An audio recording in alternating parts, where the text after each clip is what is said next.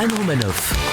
On a eu 2 grands spectacles ce week-end. Vendredi soir, Les Enfoirés sur TF1. Dimanche, au Trocadéro, Le Foireux. Dans les 2 cas, c'était le même slogan, on compte sur vous. Hier, François Fillon était donc au Trocadéro devant 40 000 personnes selon la préfecture, 300 000 selon les organisateurs. Ça fait quand même une différence de 260 000 personnes. Soit ils sont très optimistes chez les Républicains, soit les forces de l'ordre ont des petites lacunes en mathématiques. C'était pas compliqué pourtant. Enfin, il suffit juste de compter les Burberrys, les pulls roses en cachemire noués autour du cou, les serre-têtes et les mocassins en gland. Mais ils ont peut-être compté les glands, en fait.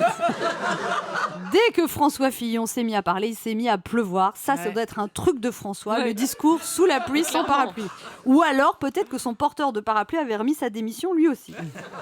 Pour la 53e fois depuis 3 semaines, François Fillon a présenté ses excuses pour avoir embauché son épouse. J'ai fait une erreur, mes erreurs, mon examen de conscience. Il va nous dire quoi la prochaine fois? C'est ma faute, c'est ma très grande faute, j'ai péché. N'importe quel mec qui trompe sa femme, c'est que quand on a fait un truc pas bien, faut pas en reparler tout le temps. Le problème des excuses de François Fillon, c'est qu'il les fait devant des gens qui ne lui en veulent pas, parce que ceux qui lui en veulent, ils n'étaient pas là. Sinon, hier, Pénélope a accordé un interview au JDD. Elle a expliqué que pour le suppléant de son mari, elle travaillait essentiellement par oral. Oral, 7 000 € par mois, qu'est-ce que vous allez imaginer? Elle a raconté que pour son mari, elle faisait des notes de lecture, elle lisait la presse locale et qu'elle ouvrait du courrier. Waouh! Le nombre de femmes qui vont attaquer leur mari au prud'homme pour gestion de courrier non rémunéré. Chérie, j'ai collé un timbre, chérie, tu me dois 50 €.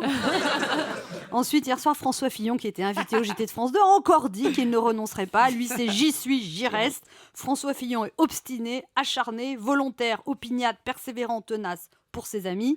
Il est buté, entêté, obstiné, forcené pour ses anciens amis.